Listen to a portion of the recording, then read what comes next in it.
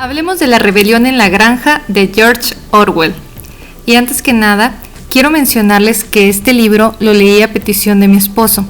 Y debo confesar que en un principio no creí que fuera una lectura afín a mi estilo, a lo que yo estoy acostumbrada a leer. Sin embargo, para mi sorpresa, la lectura de esta obra me dejó una enorme estela de enseñanzas.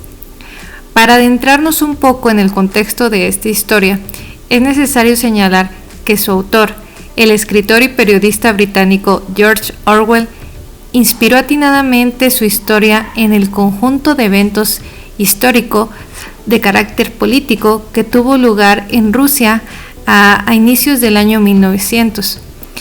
Dicho movimiento es mejor conocido como la Revolución Rusa. Esta obra es prácticamente una caricaturización de dicho movimiento, en el cual tuvieron una simbólica influencia personajes conocidos a través de la historia como Carlos Marx, Vladimir Ilich alias Lenin y el mismísimo Adolfo Hitler, y sin faltar el también dictador José Stalin. El autor señala a los dos primeros como los iniciadores responsables de la Revolución Rusa y al último como el encargado de perpetuarla. Pero en mi opinión personal, pienso que esta historia va más allá de una sátira política. Entre sus líneas, que son ampliamente amenas, salta a la vista un agudo conocimiento sobre la manipulación del carácter humano.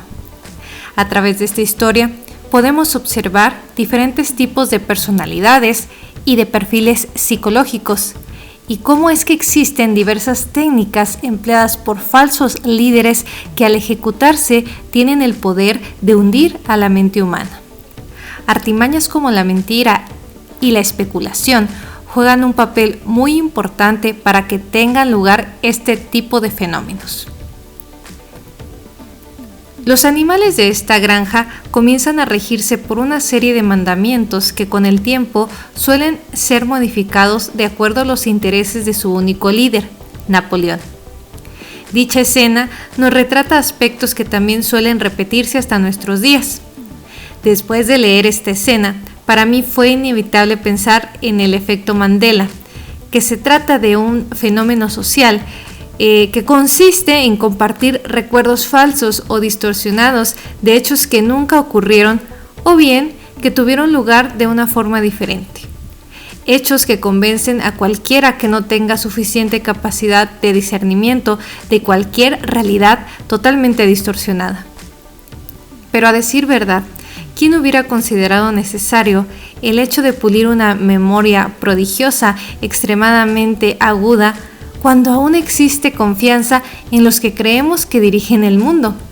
Pues bien, he ahí el error principal.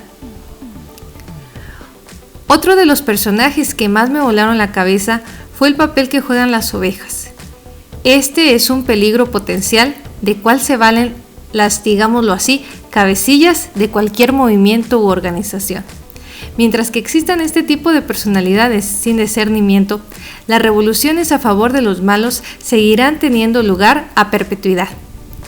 Ahora bien, tampoco culpo a estos seres por no tener criterio, agudeza mental o la maldad suficiente, porque estoy segura de que nadie considera una acción inminente el hecho de desconfiar de todo el mundo en todo momento por el simple afán de sobrevivir. ¿O sí? A lo largo de la trama, el autor también nos retrata la influencia que tiene la Iglesia en la sociedad a través de su personaje el Cuervo, cuyo único discurso se sostiene en la idea de que más allá del bien y del mal se encuentra esperando por los animales un cielo plagado de terrones de azúcar. Las palomas también son una pieza clave a la hora de difundir falsas noticias para sostener el sometimiento de la humanidad. Su función es llevar y traer las buenas nuevas, por así decirlo, previamente orquestadas por los líderes, y su personaje representa el papel de la prensa rusa o de la prensa universal en general. Los bravos perros son una imagen caricaturizada del ejército soviético, y a los cerdos les tocó la peor de las interpretaciones, pues estos dan vida al papel de los humanos. Pero no me refiero a todos los humanos, sino a los que son más iguales que otros, como el mismo autor lo cita en el libro, y para darles un poco de contexto, dice así: todos los animales son iguales, pero algunos animales son más iguales que otros. En conclusión, pienso que La rebelión en la granja es una tesis que retrata en gran parte cómo a través del análisis psicológico del comportamiento humano, cualquier personaje antiutópico es capaz de destruir lo que se proponga. Las malas praxis, así como las técnicas de sometimiento, tales como mantener al ser humano constantemente cansado para que se olvide de sí mismo o de sus intereses, o bien la imposición de himnos, banderas e insignias plagadas de símbolos cuya única función es causar excitación entre las personas, avivando así el espíritu de pertenecer tan anhelado por la naturaleza del ser humano.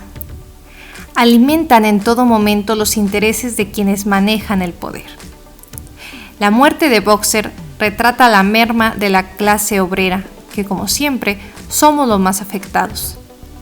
En su lecho de muerte, olvidó sus lemas "trabajaré más fuerte" y "el camarada Napoleón siempre tiene razón", mientras que su único anhelo entonces era bosquejar la idea de tener 3 años más de vida para vivirlos de forma pasible en el rincón de la pradera grande. El final de esta obra es de lo más impactante.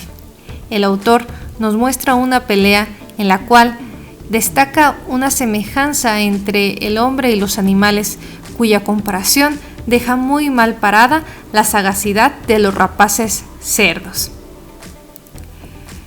Por último, quiero añadir que admiré en todo momento y en sobremanera la destreza narrativa plasmada en esta obra, y más allá de ello, el conocimiento y la capacidad cognitiva de su autor, el periodista George Orwell, que por fortuna y atinada recomendación cayó en mis manos.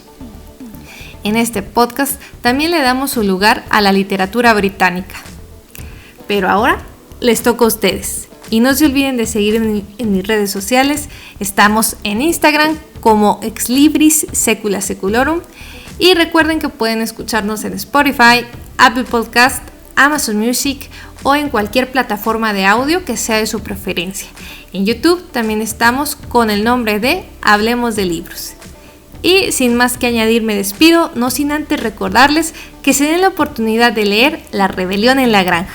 Y ahora sí, hasta aquí mi reporte, Joaquín. ¡Chao!